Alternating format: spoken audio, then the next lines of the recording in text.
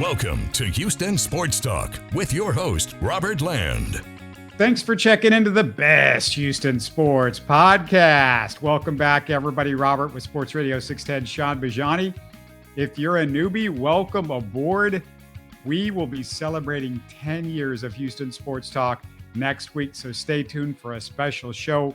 Between me and Shaun, you're getting 45 years in journalism, so you're in very good hands talking all of Houston sports. And later in the show, what the loss of Kevin Porter Jr. could mean to the Rockets, and the Cougs start Big 12 play off the most disappointing loss in years. But Shaun, let's start with the Texans. Did you see the third and fourth best rookies, according to Pro Football Focus, in week one were Will Anderson and Henry To'o-To'o? They only trailed Jalen Carter and the Steelers nose tackle Keanu Benton. Did you see that one? I did, man. It's pretty impressive. At least for what we saw from Will Anderson, no surprise, right? One of the very best performances, rookie or not. I mean, the guy was just harassing Ravens in the backfield, on the regular this past Sunday. He's going to be nice.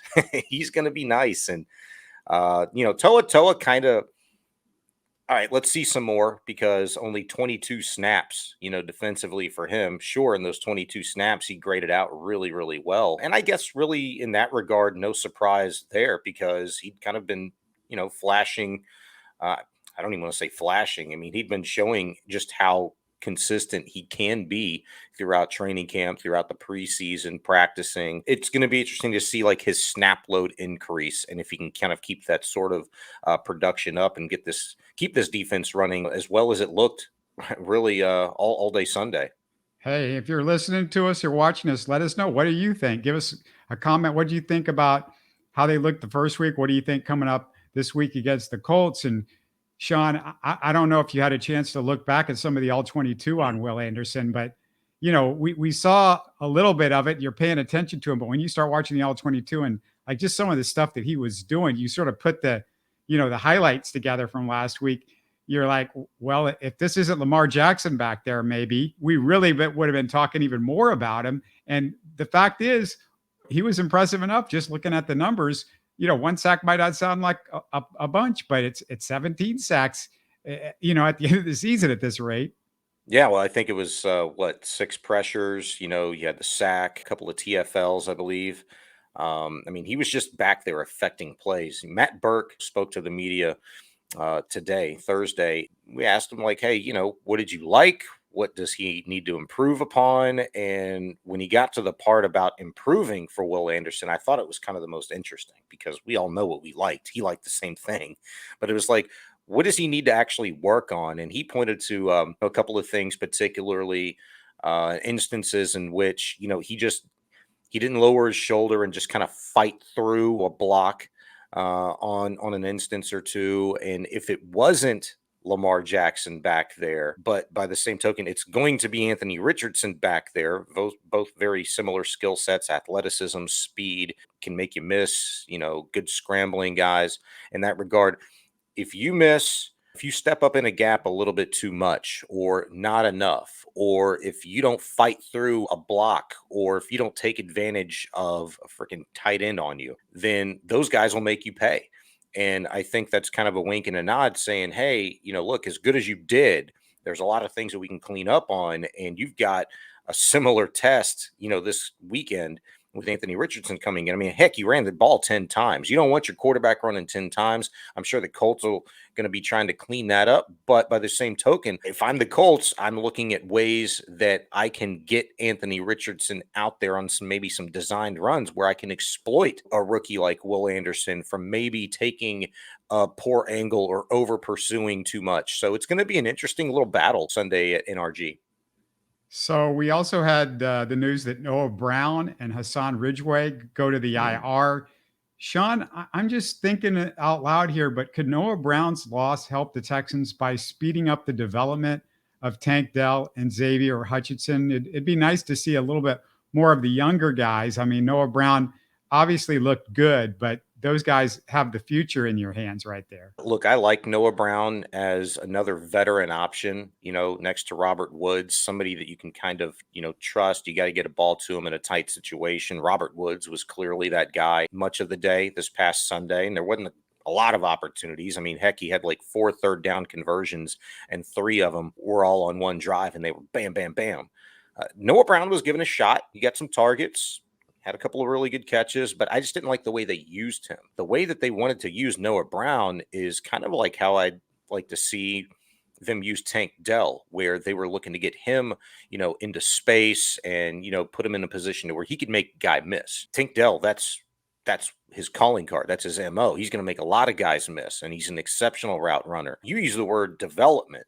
I don't even know that word needs to be in the vernacular, like when you're talking about a guy like Tank Dell, because we've seen already in his development, he fits this system perfectly. They've used the heck out of him, in any red zone drill that they were doing in training camp and in the preseason. They've used the heck out of him, when they tried to throw underneath, get him into space. And those are all things that I felt like should have come into play much, much more this past Sunday, and can come into play with a very similar Colts defense, with guys like DeForest Buckner and Shaq Leonard going to be back there trying to harass CJ Stroud and stopping a run game. You've got to have the ability to get the ball out quick and get it to a playmaker. Well, you got Tank Dell. So I think de facto, with Noah Brown going on the IR, you're going to see an increase in workload for Tank Dell. But I also think, too, this is a big week for him, because if he shows the Texans and Bobby Slowik and gives them that confidence that they can trust him in situations, it's only going to be an increase of a role from here. But keep an eye on John Mechie, who's back at practice this week. Keep an eye on Steven Sims, because now you have to get a little bit more creative going forward with Zettner on the roster, active now every week until Cam Johnson comes back. 2 guys on IR. There's a lot more moving parts. So maybe they decide to carry an extra receiver. Maybe they don't. Maybe they need another interior lineman. They just signed some guy named Dogbo over the last couple of days. I don't know how much he'll factor in outside of just being a body in practice, but because you feel pretty good, about your top 2 guys there anyway, not named Hassan Ridgeway. So it'll be interesting to see. I'm just talking about the development of Tank Dell is him being more on the field, which, I just didn't feel like he was on the field. No, what was it, like 40? What did he get? Like 48% of the snaps, right? And so I think they took 69 snaps. It was 44 pass attempts for Stroud. He got sacked 5 times, so that was 49. You rushed the ball 23 times, right? So that's about 69 snaps, 70 snaps, something like that. That means Tank Dell was on the field for like 31 snaps. Stupid. Just ridiculous. That was equally as dumb, maybe not as dumb as the Texans giving up on the run game when they did, and only giving Dameon Pierce 11 carries. But all of that's got to change. And I have to say this, it's nice for once.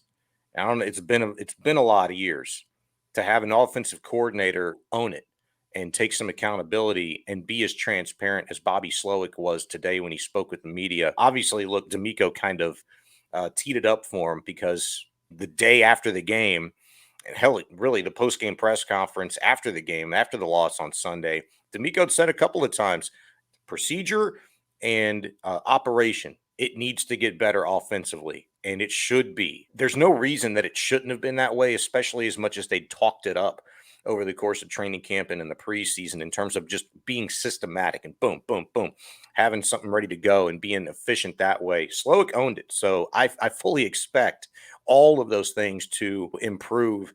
And I think it's going to, especially when you've got a weapon on the field, whom your quarterback wanted the night that he was drafted. He said, go get Tank. I want Tank. They went and got Tank. Now you got to use him.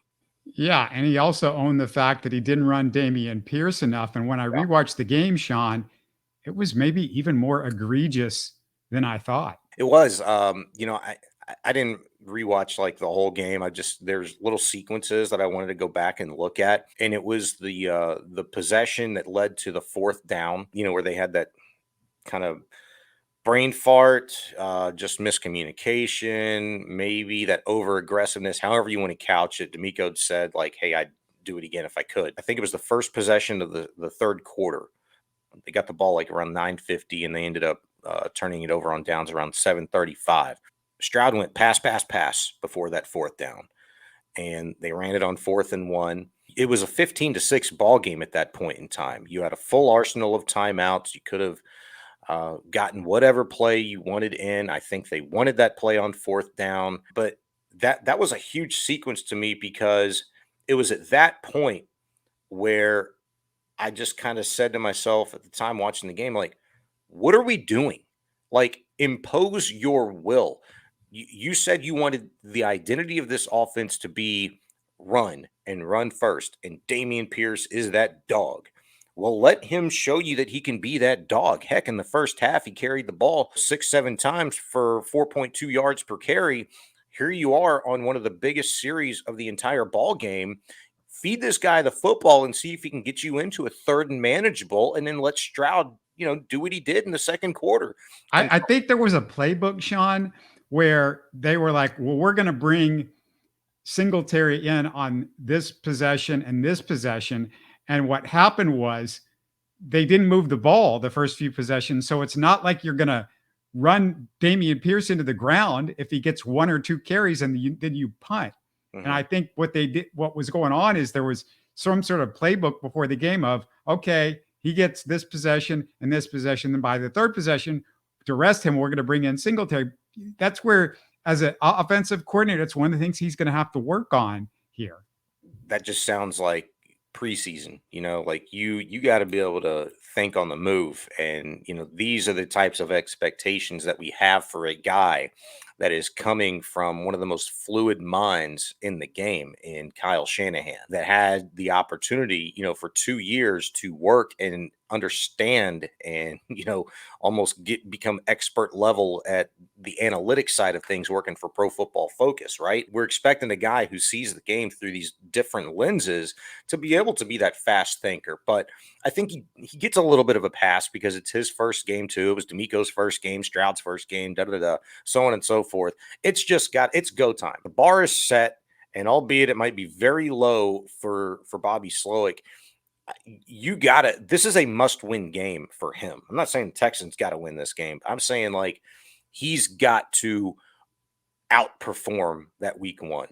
And it shouldn't be hard to do, because from tempo, from getting in and out of the huddle, from using your personnel the right way, being more fluid of a thinker, in situations, you've got to be able to put your guys in the best possible position. And so many times across the board, offensively speaking, the Texans failed against the Ravens, and it was miraculous that they were even in that game through 2.5 quarters, to be quite honest with you. You talk about the pace, and both Slowik and D'Amico said the pace was poor. D'Amico said it, I think, in the post game, and then Slowik repeated it. Mhm. And Sean, it's going to be interesting to see if they correct the issue, because I'm tired as a Texan fan of bad offenses, but even more so tired of not getting plays in sooner and just never trying to make the defense uncomfortable, where you're, playing at a pace that, hey, they're a little bit off balance. You got a first down, or, it's 3rd and 2, and they're not getting 40 seconds to set up.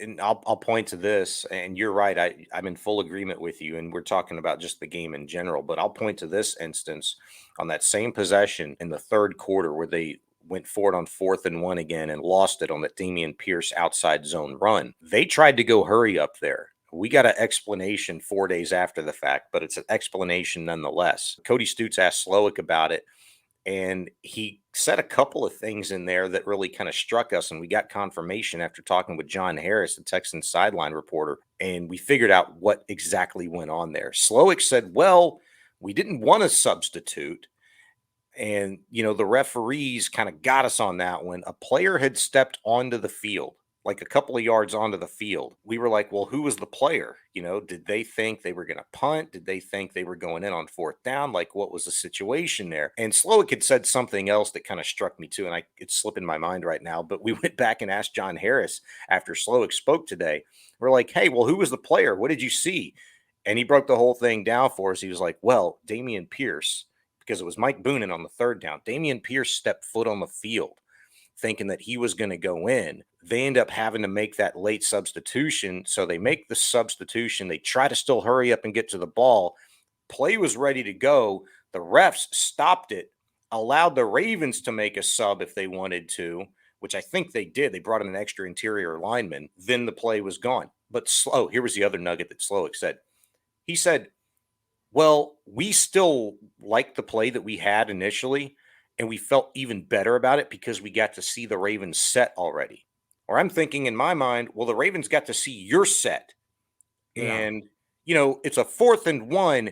You don't have to burn a timeout there. If you don't like it, let the play clock go down, take the 5-yard penalty, and just punt. That's one of those things that kind of scare me because D'Amico, I think it was on Monday, said, hey, you give it to me again, and I'm going to do the same thing. I like being aggressive. Well, there's a good way to be aggressive, and then there's an irresponsible way to be aggressive. And I just think when you're on the road against that defense in that situation, where you were on the field, it's never a good call. You punt that ball 10 times out of 10. However, you got to arrive to that point. Yeah, I'll just throw that out there as a red flag.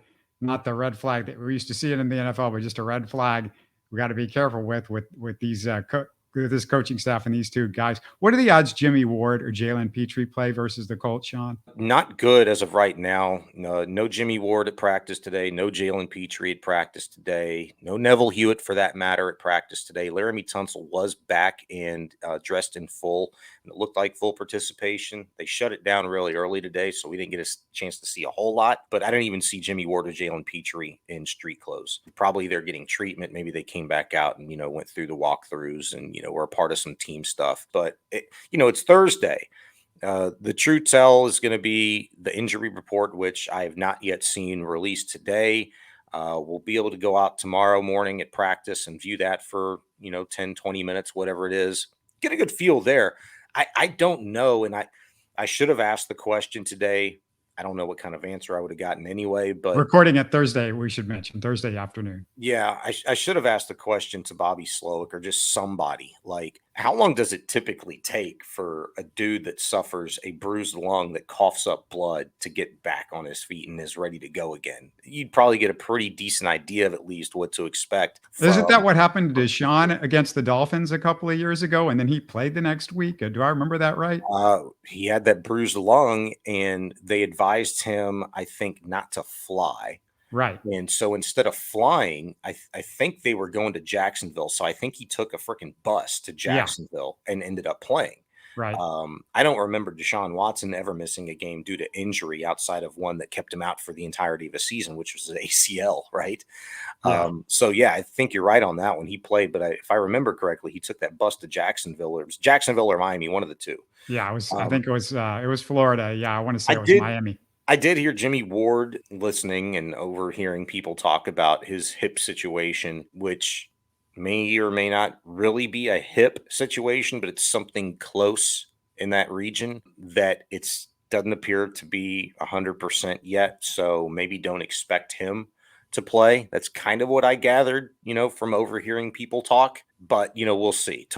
Friday is going to be the real telltale. Here are the Texans offensive line Pro Football Focus grades because I decided to, let me go look and see what they did. Tunsil was at 63.1, not great for your Pro Bowl left tackle. And then Josh Jones, 43.7. This is the concern that you have with Josh Jones. He's been much better, again, at right tackle, and I'm still not sure that that's the right decision to play him at left guard. But anyway, Jared Patterson, 55.9. Shaq Mason, 56.9, and George Fant, 69.4. When I watched George Fant, it was a little scarier than 69.4, but I think the plays that he got beat, it was bad. So that's probably the issue. Sean, how much of the Texans breakdowns, I want to ask you this, do you think had to do with a rookie center and a rookie quarterback not recognizing blitzes pre-snap? Because I don't think we talked about that in the postgame show. The answer is yes. I think it had a lot to do with that. I think it also, simply had a lot to do with Mike McDonald, the Ravens defensive coordinator, and that front seven of theirs.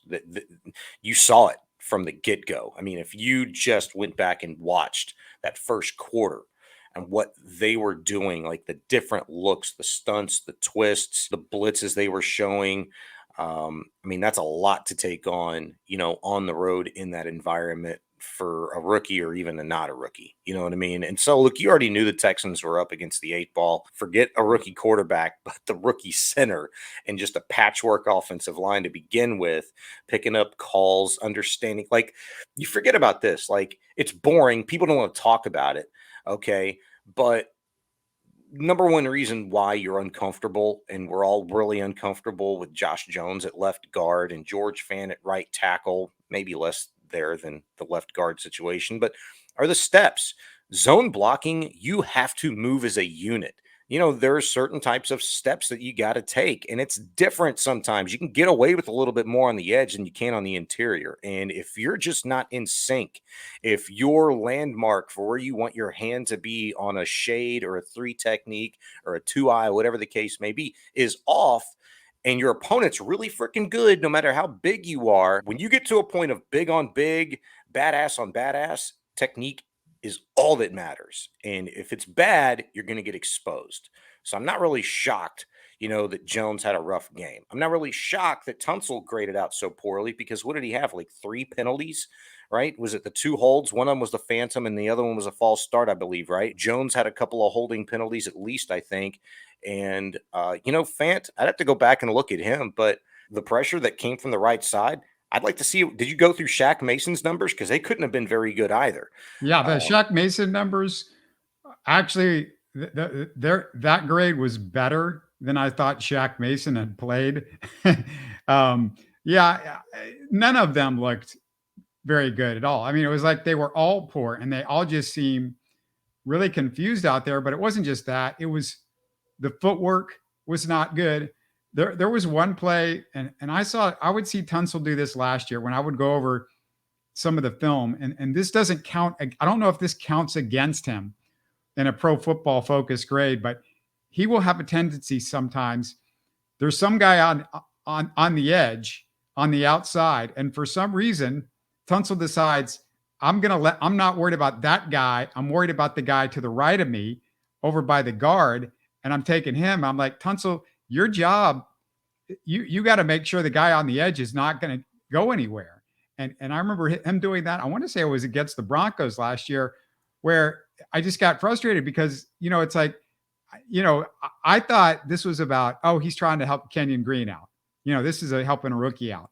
Well, Josh Jones isn't a rookie, and he's not a veteran guard, but it was little stuff like that was just driving me nuts. Yeah. I didn't see Jared Patterson really get knocked over, but there were times where just Shaq Mason looked off balance. George Fant looked way off balance. I mean, it reminded me of some of those tackles that the Texans ran out there during the David Carr years. It was just not pretty. Grading offensive line just as a blanket statement is very difficult. Especially without knowing what their job was on that particular play. Exactly. And, you talking about Laramie Tunsil kind of letting an edge rusher go at times, maybe not even chipping him.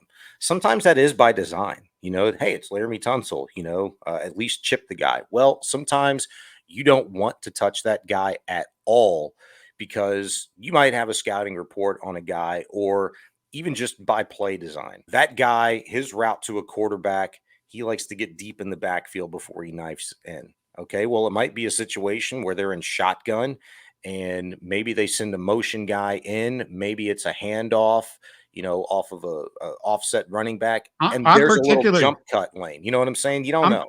I'm particularly, though, talking about when I see it's a pass play, and that guy just gets a free run at the quarterback on a pass play, and it's not a quick screen. It's not like a design screen. It's not a design quick hitter. It's obvious when you watch the play that wasn't designed, and he just lets some guy off. It's obviously this would be totally different if it's a run. If I'm watching a run play, and he's helping out on that particular guy, and maybe they just figure that guy's going to collapse, but he's not going to get there quick enough to the other side. But this is like basic pass play stuff. Yeah, I mean, it's concerning, right? And just without seeing anything, what that would speak to is maybe just a flat out miscommunication, right? Because if you're trying to help the guy next to you, maybe he's lined up in a 5 technique or something like that, where he's split you and the right guard in that instance, and you feel like, this guy's getting his ass whooped. I got to help, right? Well, you got 2 hands for a reason. You can help by a punch. Yeah. Your number one responsibility is still your dude out there on the edge. So, yeah. And that's the other thing is, if I saw him go boom with the one hand and then come back to try to get the guy off the edge, but it was just basic. My concern is this guy, and there's a guy if there's a guy to the left of you and there's nobody else on that side, it's not like when I'm watching this, I'm looking for everything. I'm telling you, there's no tight end out there. It's just a receiver out wide, and Tunsil has a guy on that side, unless he thinks that guy's going to drop into coverage. But you can't assume that, especially when you've got a rookie that you're protecting back there. You can't assume that. And the situations that I'm watching, it's not like it's loaded up in the middle to where there's like 3 or 4 guys. There's the standard. It's a standard where if everybody goes one to one, then you should be able to handle it. And that's the stuff that just drives me nuts about Tunsil. Also on the Pro Football Focus numbers, you brought something up that I didn't know. What did you see about Tavierre Thomas and his Pro Football Focus? Tavierre Thomas, highest rated corner in the NFL week 1. People are going to quibble on whether or not like he's an actual true corner, nickel corner or not, as opposed to maybe you could call him like a star linebacker. I think that's what they called Jalen Pitre for a little bit when he was playing linebacker at Baylor, right? It's just that extra safety up in the box, but somebody that's going to be a little bit more physical, can cover sideline to sideline, stop the run as well. I don't care. Tavierre Thomas affected the game in a positive way. For a lot of people, him getting cooked in that practice video by Xavier Hutchinson is going to stick in your mind a little bit. But at the end of the day, dude made plays against the Ravens and gave the Texans opportunity, turnover. I think they made good on that one, or maybe the Ravens actually recovered the fumble that he'd caused on Jackson, I believe it was. Yeah. But nevertheless, the one concern that I think you still have to have going forward is when Tavierre Thomas is on the field, what look is the Texans defense showing you? It's probably going to be zone.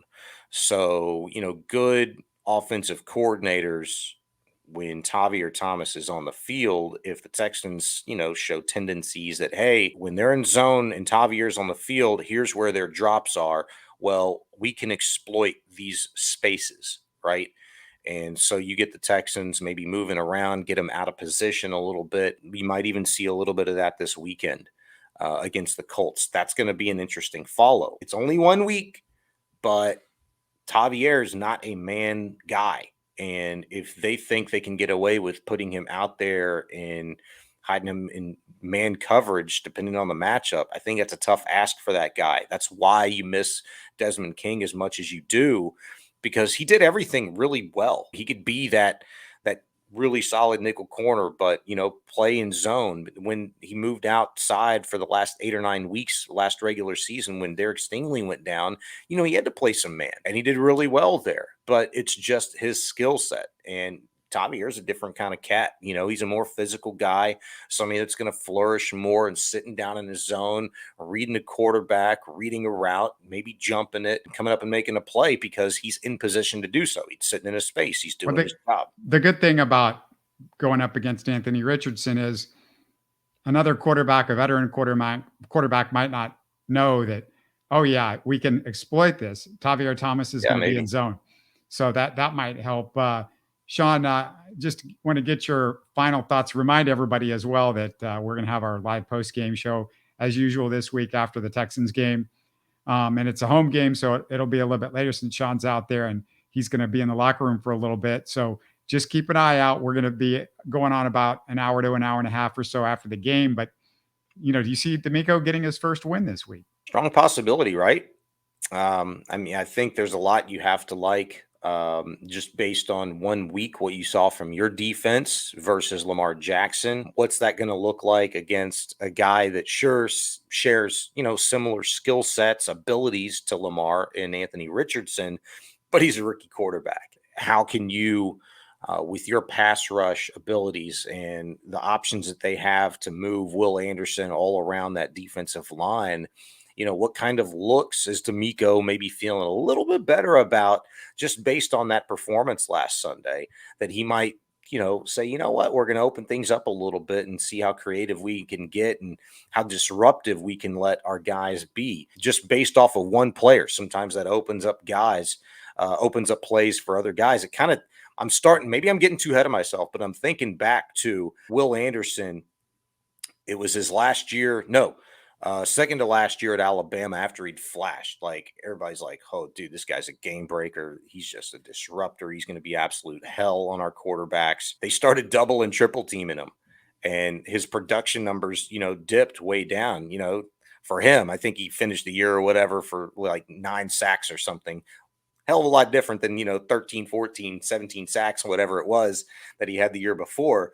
But he talks about that and he's like, you know what? I was never mad about my role being diminished, like in terms of production, because it opened up opportunities for other guys on that D line and for the linebackers. They were paying so much attention to me. At the end of the day, we were still being successful. I want to see if that's going to be a little bit more of the case, going forward. It's just one game, but there's no arguing just how disruptive Will was. Jonathan Grenard, for that matter, as well. The Texans, from an edge rushing perspective, did an incredible job. I'd like to see if maybe Sheldon Rankins, that opens things up for him. Malik Collins, if he gets some opportunities to stuff a run in the backfield or knifes his way in for a quarterback, because they're paying so much attention to those edge guys. So it'll be a good follow. Yeah. Do you remember who the guy that really beat up the Texans a lot last year in both games? He was really strong in both games as far as helping the Colts get the tie that first game and then the win the second game. Do you remember who? I don't remember particularly, but I imagine you're probably going to give me a name like Shaq Leonard or Buckner. No, there was this guy named Jonathan Taylor. Oh, Taylor. Yeah. Well, they don't have him, do they? Yeah, exactly. That's my point. That's my point. So, that'll help the Texans a little bit too. I just want to remind everybody. I want to switch gears over to Kevin Porter and the Rockets, because it looks like we've seen the last of KPJ in a Rockets jersey. And Sean, I don't want to touch the legal side of the assault, but I just want to give a quick thought from a basketball perspective.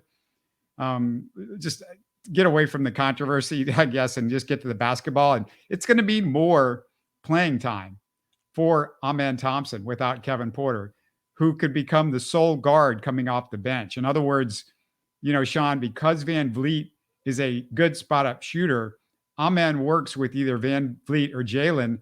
And I just think this is a big benefit for the future of the Rockets, because I want to see more Amen Thompson. And this isn't like the last few years where the rookies just get carte blanche and they can get to play as much as they want.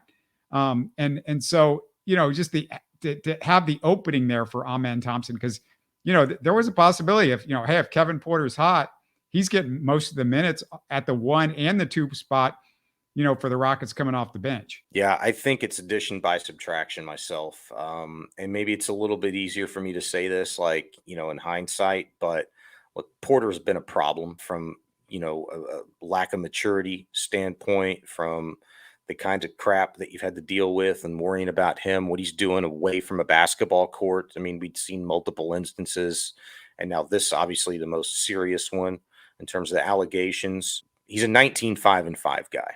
Okay. You're going to miss that, the production, but best shooter on the team. That's another thing that you're going to miss, because he could shoot the ball. Yeah, there's no question about it. But I say addition by subtraction in the sense that, look, you get a cancerous guy out of there, and you're bringing in a young, hungry, super talented player who maybe his eyes got this big, 24 or 48 hours ago whenever he first heard the news, because he's thinking the same thing you just brought up. He's like, whoa, if you're Amen Thompson, you're thinking my role just got a lot bigger. He maybe had 15 or 20 minutes a game coming to him, and now it's much more wide open for him. And I love it. I love it. I mean, look, there's nothing more than, like, similarly to the Texans, we look forward to watching these young guys play and see what they got.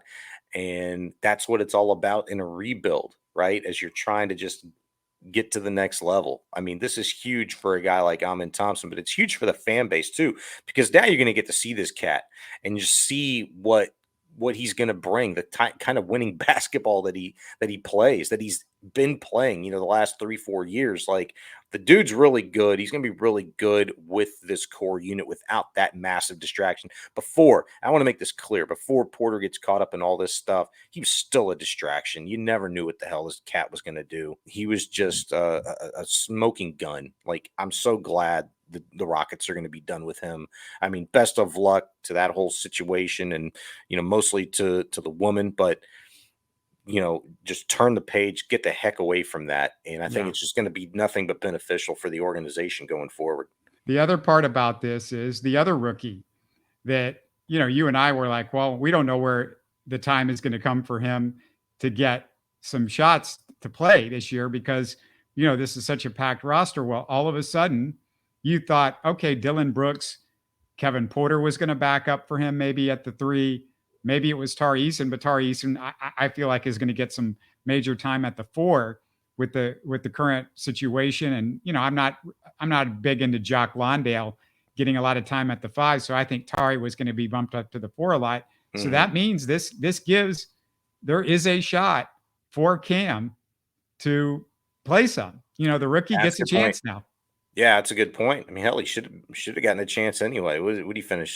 Summer League MVP?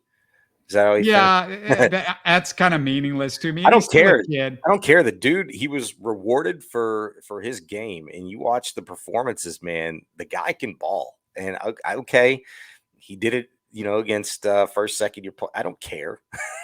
Dude balled out, man. I want to see it. It just goes along to my point. Like, let's get these young guys some real playing time. You feel better about it because, like, hey, Bijani, how's it different than the last few years? Like, you had all this talent and you were getting them all this playing time, and look what it yielded you. Yeah, but your coaching, stunk because it was stifled, or maybe it just flat out stunk to begin with. But it doesn't matter now. You have a legitimate dude in Ime Udoka who I feel a billion times better about steering the ship and coaching these guys and instilling core winning values in them than I do freaking Steven Silas. And certainly with Rafael Stone being meddlesome and conniving along the way, this is nothing but a good thing. That's a great point by Cam Whitmore. I'm excited now. I don't know what I was expecting from him. Looking at the roster, it's like, man, maybe he's going to just get, like garbage time, if that. Like, maybe he's in line for some pretty good minutes now, too. Well, the guy that's going to get in his way potentially is Jayshawn Tate. That's the one guy that you could see, okay, he's the veteran. He knows how to play defense. So that's the potential sort of person blocking him. But Whitmore, a better shooter, and the Rockets, without Kevin Porter, the shooting wasn't good to begin with. It just got a little bit worse. We know what Dylan Brooks is as a shooter. We want to see Jabari and Jalen improve a lot. Şengün has got a mountain to climb with his shooting. And then you look at the bench, and Tari Eason is adequate, but he's nothing special. So shooting was going to be an issue. And Amen Thompson, obviously, that's the big hole in his game. So that's the real thing with, do you want to start or not do you want to play Jayshawn, or do you want to play Cam Whitmore? And, Jayshawn's going to know where to be and all that sort of stuff. And that was one of the Rockets' issues, is guys just didn't know where to be. And Cam Whitmore, he's going to be a rookie. He's not going to know where to be. And that's going to be a work in progress. You assume defense just gets better with the coach, but it also gets better with experience. And so that's going to be a big deal. They're talking about this trade, and I keep hearing people say, this is what they say, Sean. They go, well, you know what? Nobody's going to want to trade for this guy that's a abuser and stuff like that. You're not trading for him. Teams don't look at it like that. And fan bases are smart enough not to look at it like that. You're not trading for Kevin Porter. You're trading for his contract and the draft picks that the Rockets are going to offer, and it might not happen before the season, but somewhere, down the line in the middle of the season, while he's likely suspended, and I assume he is, this is not going to be any money that somebody else is going to have to, because if he's suspended, you're not paying him. So this is a guy that the other team does not have to pay until he comes off a suspension. And, who knows what Miles Bridges would have gotten as a suspension, but he didn't play for a year. So basically he didn't play. You basically had a year of without pay, same sort of situation that Kevin Porter was in. So, I just want people to rethink this thing that, nobody, and I feel like this is much more, you see it from a national perspective where they go, nobody's going to trade for Kevin Porter. You have to understand basketball. You're not trading for Kevin Porter. You're just trading for his contract because, nothing is guaranteed. I think there's like $1 million guaranteed next year. That's it. And then you can just cut bait on him. And that's the end of the story. So, it's very possible that the Rockets could do Well, something. And that's the only other thing that could prevent Cam Whitmore from playing, or Amen Thompson from playing, is if they trade for somebody that takes those minutes, some veteran that takes those minutes. yeah, and if you're the Rockets, I mean, what are your expectations in terms of what you're going to get back? Hell, they're going to have to use draft capital to get rid of this dude anyway, and so that sweetens the pot even more for the team that's taken on that Well, contract. they're You're not getting going to draft trade. capital as They're well. not going to trade a draft pick for him or with him unless they're getting somebody back that they can really use and they think is going to be a real piece. They're not going to give. What are you going to get though in this situation? I mean, everybody's legitimately got you by the balls. Yeah, you know what I mean? Like, Not really, because you can just cut bait with them. And like I said, beyond this year, he's owed, I think, $1 million, and that's it. And the other thing is, other teams, there might be like some bad team that says, well, we're going to be bad. We could use the draft picks over this guy that's making $15 million a year on our Mhm. roster. Right. So sure, we'll take that draft pick that you give us. And then so we don't have to play this veteran guy because we're trying Mhm. to play younger guys because we're a younger team. And so they go, here, Rockets, you take this guy. We're trying to lose anyway. Kevin Porter's not going to play, and we're getting a draft pick. Sure, thanks, we'll do that. Because Exactly. that like say that Brooklyn Nets pick. Yeah. That might be a lottery pick, but the odds are it's not going to be a high lottery pick because Brooklyn, this year they're not going to be terrible. They're still going to be a decent team. So, that might be worth it for some team. And this is not a good draft. So, if I'm the Rockets, do I care about a ninth, 10th, 12th pick next year and what looks like not the best draft? Not really. Yeah, I mean that's fair. It's better than a kick in the head, though, especially considering who Rafael Stone has drafted, in recent years. I mean, you want the best shot you possibly can have, and the Rockets will have that. They'll get somebody, but I don't even want to think about the draft right now. It's maybe more interesting to see like who they're going to. If they don't get anybody back that they can actually use via this trade, if it happens, what area on this team do you feel like is the biggest glaring hole right now that they could go out and fill, with a separate trade or, is there another free agent out there at this point in time that they could bring in to add depth to that position? Yeah, I don't know about a free agent, but the hole that they have to fill is really a wing spot because if you're losing Kevin Porter, you're losing some wing depth. Like I Mhm. said, they could very much use some shooting. They still, I think, could use another big that runs at the rim. Boban, I don't get the signing of Boban. Super nice guy. I know, he's the great mascot for the team, but yeah, that would be the choice for me is maybe somebody like a rim runner or something. For whatever reason, they're not interested in Clint Capella, and that's 2 years and $20 million. And that's somebody they could definitely go after because maybe the Hawks have a guy that is ready to step in for Clint Capella at the 5 spot. So that could, technically be somebody that but if they were going to go after Capella, I thought they would have done that because they could have done that instead of the Brooke Lopez Exactly. situation. So Exactly. yeah, yeah. And Sean, I want to get to U of H before we close out because I was looking forward to this first Big 12. I was so excited, but then I'm getting Yeah. more and more depressed at this Holgersen experience. And we haven't had a chance to hit Rice's upset of the Cougars, just a no-show for most of the game for U of H. And I got to say, and this is going to be a strong statement, Sean, but barring a shocking initial Big 12 season, I can't imagine Dana Holgersen gets to hang around another year. Losing no T to the Owls, that's the last straw. Yeah. I mean, it's tough to say because it just, it, there's a lot of football left. It's still early in the season, but I mean, where do you go? Like, how do you feel about your team just eking by UTSA week 1 and then showing up late? It was too little too late against Rice. Like, what are you supposed to feel like that this offense, this team is capable of when you go down the road and you lose like that to the Owls? It's not promising. And, look, that TCU game was huge. Yeah, like your first Big 12 conference game. It's just watered down now, right? That's the feeling, but I don't know that I was going to feel really good about it either way, just because of the way that this team has looked offensively. Even if the Cougs, would have pulled that out in triple overtime the other night against Rice, it took you freaking 3 overtimes, to mess around with the Owls. If this team is 2-0 coming home for TCU, I don't know what I would have felt like anyway. TCU is still a really good program. I get what happened to Colorado and stuff like that, and national champion, runner-up last year, fine, whatever.